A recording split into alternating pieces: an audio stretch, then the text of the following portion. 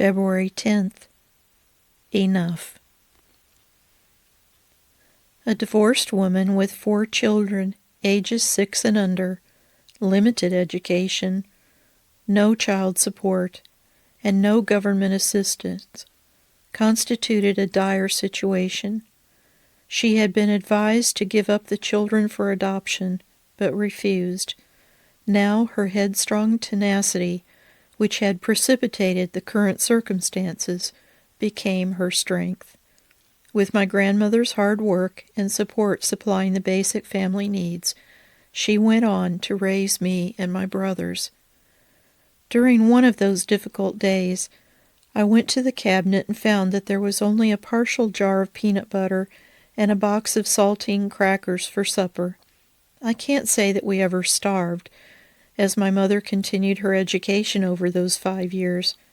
However, it did reinforce the fear of not having enough and contributed to my tendency to find comfort in a full pantry. Many years later, I found myself a Christian with a perplexing problem. How could I be so fearful of not having enough when there was ample evidence all around me that God had provided well? I have never been without food, clothing, shelter, or transportation. My bills have always been paid, and I have generously given to others in need. Not only have I had enough, but I have also had more than enough. One would think the answer to be obvious, but it took me years to figure it out. The answer may have been obvious, but it was not easy to change the fear hidden in my heart as a young child. Fear is often subtly embedded in the soil of our hearts, and because we are vulnerable at young ages, it is left there to grow in the darkness. Inquiring of my Heavenly Father, I asked Him to reveal the truth to me. As God began to bring this fear into His healing light, I have been able to recognize it more readily. Trusting Jesus has released me from the fear and set my feet on His promises instead. Daily, I realize new areas of my life where fear attempts to crawl in through a crack.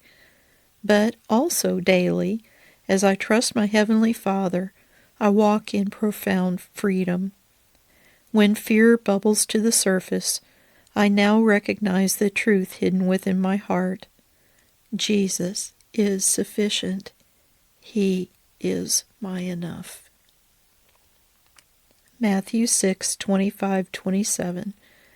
Therefore I tell you, do not worry about your life, what you will eat or drink, or about your body, what you will wear.